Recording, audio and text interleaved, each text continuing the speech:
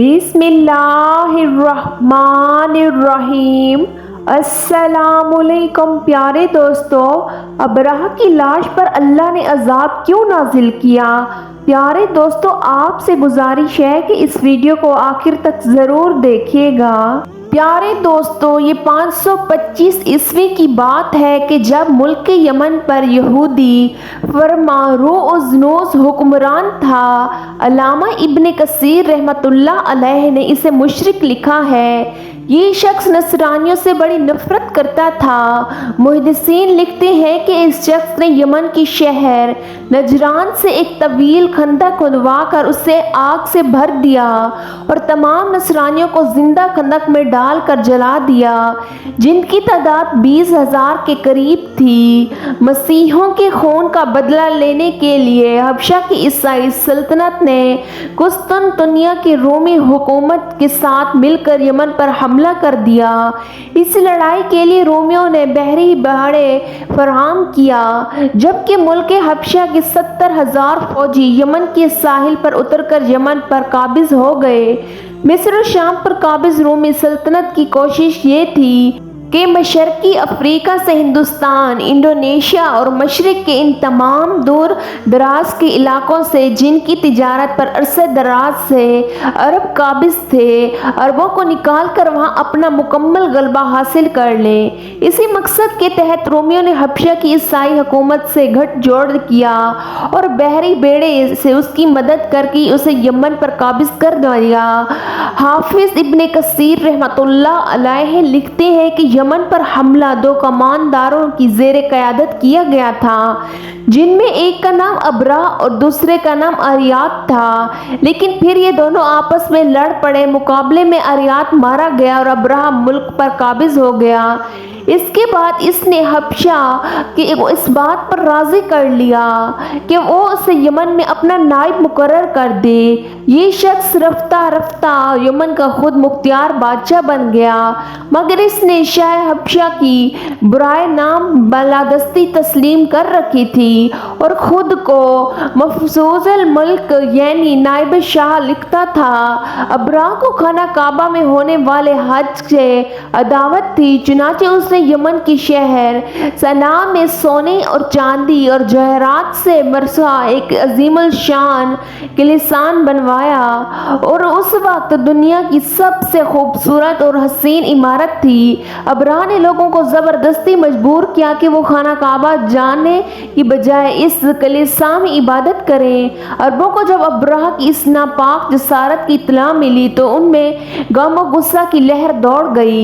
بنو کنان کے ایک شخص نے رات کی تاریکی میں قلعہ کے اندر جا کر اس کی دیواریں اور عبادت کی جگہ پر نجاست مل دی۔ ابرہہ کو جب صبح اس کا علم ہوا تو وہ غصے سے پاگل ہو گیا۔ اس نے خانہ کعبہ کو ڈھانے کا فیصلہ کیا۔ ابرہہ نے بادشاہ نجاشی سے اجازت مانگی۔ اس نے اپنے خاص اوقاف پے کر رہا تھا محمود سمیت 8 دیگر طاقتور ترین ہاتھیوں کو ابرہہ کے پاس بھیج دیا۔ مقصد یہ تھا کہ بیت اللہ کے ستونوں میں لوہے کی مضبوط اور طویل زنجیریں باندھ کر ان زنجیروں کو ہاتھی کے گلے میں باندھ دیں اور انہیں ہنکا دیں تو سارا بیت اللہ فوراً زمین پر آ رہے گا۔ ابرہہ 60,000 فوج کے ساتھ ایک بڑے لشکر کے ساتھ بیت اللہ شریف کی جانب روانہ ہوا۔ فوجی لشکر کے آگے تو 9 بیارہ کوئی ہیکل ہاتھیوں کا ریوڑ تھا، جس پر ماہر ترین تیر انداز سوار تھے۔ درمیان میں شاہ نجاشی کے خاص ہاتھی محمود پر ابرہہ غرور و تکبر سے سرشار ہو کر ریشم و کم خواب کے غزاروں پر اجماع اللہ کے گھر کو ڈھانے کے لیے نکلا۔ اہل عرب نے ایک جنگجو ذوالفقار کی قیادت میں ابرہہ کی خلاف مذمت کی، لیکن اللہ تعالیٰ نے اپنے گھر کی خود حفاظت فرما کر رکھ دی۔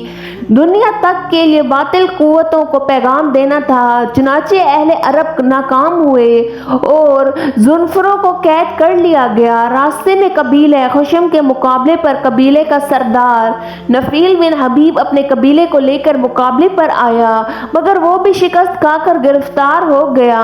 کفار کا یہ ڈرڑی دل طائف کے قریب پہنچا تو طائف کے رہائشی قبیلہ ثقیف کے لوگوں نے اس فوج سے مقابلہ نہ کرنے کا فیصلہ کیا गर्दो गुबार का ये तूफान निहायत तेज रफ्तारी के साथ मक्का मुकरमा की जानिब बढ़ रहा था। बैतुल्ला शरीफ से 8 किलोमीटर दूर मुज़दलिफ़ा और मनाह के दरमियान वादी मिस्र पहुंचकर अब्राहा ने पड़ाव डालने का ऐलान कर दिया। वादी मुअस्सर में खेमों का शहर आबाद हो गया। एक वसी और इस खेमे में अब्राहा का शाही तख्त बिछा दिया गया। लश्कर के लोग जब फारिग हुए तो उन्होंने देखा कि अतराफ में निहायत खूबसूरत और तवाना ऊँट चल रहे थे। ये कुरैशी मक्का के ऊँट थे। उन लोगों ने तमाम ऊँट अपने कब्जे में ले लिए।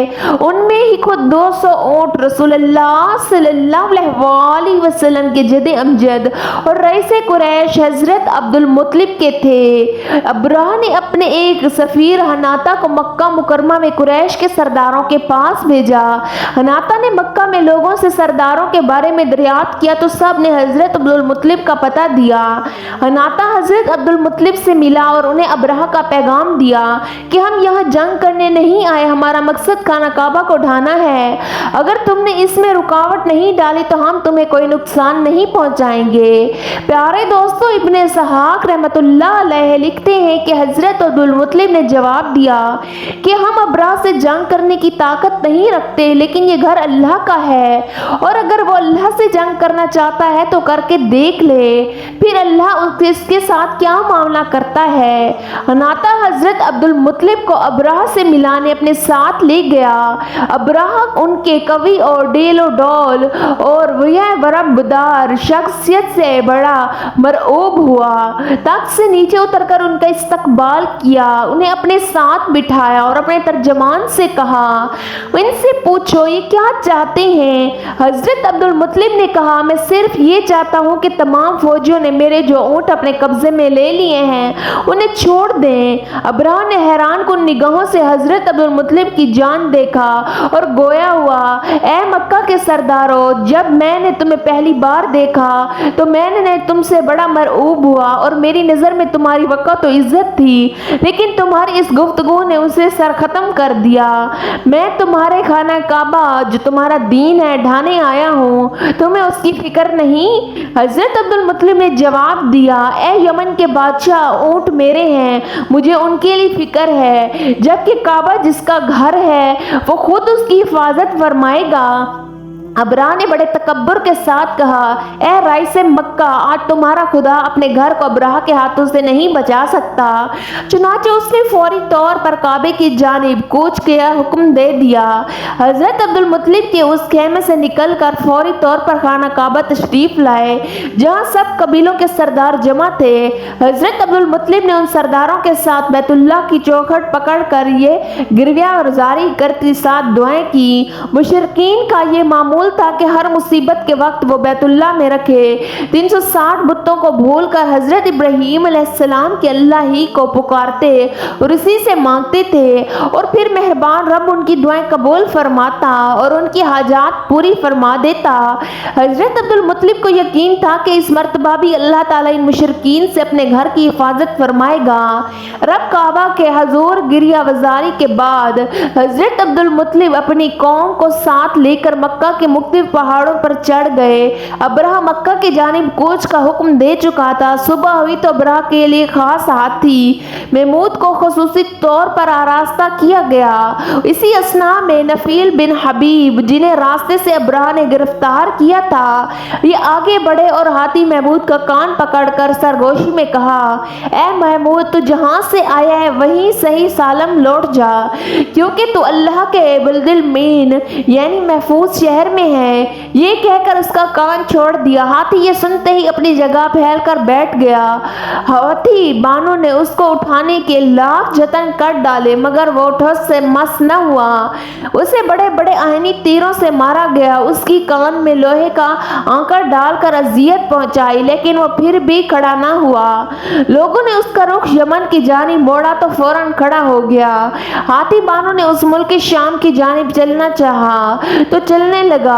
हाथी को तीनों अतराफ से चलाया तो वो चलने लगा, लेकिन जैसे ही उसका रुख मक्का मुकरमा की जानिब किया वो फिर बैठ गया। अभी ये परेशानी खत्म भी ना हुई थी कि अब्राह की फौज को समंदर की जानिब से आने वाले बेशुमार परिंदों ने घेर लिया, जिनकी चोंचें और दोनों पंजों में चने और मसूर की दाल के बराबर 3 कंकरियां थीं। वादी की रवायत है कि ये परिंदे अजीब तरह के थे जो इससे पहले कभी नहीं देखे गए थे। ये कबूतर से छोटे थे, इनके पंजे सुर्ख थे। परिंदों ने ये कंकरियां अब्राह की फौज पर बरसा दी। एक एक कंकर ने वो काम किया जो रेवड़ अलौर की गोली भी नहीं कर सकती थी कि कंकर जिस पर पड़ता उसके बदन को चीरता हुआ जमीन में घुस जाता। ये आजाद देखकर सब हाथी भाग खड़े हुए। लश्कर के सब लोग उसी मौके पर हलाक नहीं हुए, बल्कि अतराफ के मुख्तलिफ रास्तों में भागते हुए मर मर कर गिरते चले गए। अब्राह को चूंकि सख्त सजा देना मकसूद थी तो ये फौरन हलाक नहीं हुआ, बल्कि जिस्म का एक एक जोड़ गल सड़ कर गिरने लगा और उसी हाल में वापस यमन लाया गया, यहाँ तक कि दारुल हुकूमत जना पहुंचकर उसका सारा बदन टुकड़े टुकड़े होकर बह गया। अब्राह के हाथी महमूद के साथ 2 हाथी बांध गए, मक्का मुकरमा में रह गए, मगर उस तरह के दोनों अंधे और अपाहज थे। असहाबे फील के इस अजीबो गरीब वाक़ये ने पूरे अरब के दिलों में कुरैश की अज़मत बढ़ा दी और सब मानने लगे कि ये अल्लाह वाले लोग हैं जिनके दुश्मनों को अल्लाह ताला ने हलाक कर दिया। असहाबे फील का वाक़या इमामुल अंबिया सैयदुल मुरसलीन रहमतुल लिल आलमीन हजूर रिसालत आब हजरत मोहम्मद मुस्तफ़ा सल्लल्लाहु अलैहि वसल्लम की विलादत बासादत से 50 या 55 दिन कबल माह मुहर्रम 571 ईस्वी फरवरी के आखिर मार्च के अवालीन में पेश आया। ये दर हकीकत एक तमहीदी निशानी थी जो अल्लाह ने अपने नबी सल्लल्लाहु अलैहि वसल्लम और काबतुल्लाह के लिए जाहिर फरमाई थी। बैतुल मुक़द्दस इस दौर में दीन हनीफ का कबीला था, वहाँ के बशिंदे मुसलमान थे, उसके बावजूद उस पर मुशरिकीन काबिज हो चुके थे। 587 में बदबख्त नसर और 70 ईस्वी में अहले रोमा बैतुल मुक़द्दस पर मुसल्लत हो चुके थे, लेकिन उसके बरखिलाफ काबा पर ईसाइयों का तसल्लुत ना हो सका। हालांकि उस वक्त यही मुसलमान कहलाते थे और काबा के बशिंदे मुशरिक थे। प्यारे दोस्तों, अल्लाह ताला से दुआ करते हैं कि अल्लाह ताला हमें अपने प्यारे हबीब हज़रत मोहम्मद मुस्तफ़ा सल्लल्लाहु अलैहि वसल्लम के बताए हुए रास्ते पर चलने की तौफीक अता फरमाए। अल्लाह ताला से दुआ करते हैं कि अल्लाह ताला हमारे वालिदैन का साया हमारे सिरों पर हमेशा हमेशा कायम रखें। अल्लाह ताला से दुआ करते हैं कि अल्लाह पाक हम सब के नसीब बहुत अच्छे बनाए। अल्लाह ताला से दुआ करते हैं कि अल्लाह ताला हमें 5 वक्त की नमाज पढ़ने की तौफीक अता फरमाए। अल्लाह ताला से दुआ करते हैं कि अल्लाह ताला हमें शैतान की शर से महफूज रखें। अल्लाह ताला से दुआ करते हैं कि अल्लाह ताला हमारा खात्मा ईमान पर फरमाए। आमीन सुमा आमीन या रब्बुल आलमीन।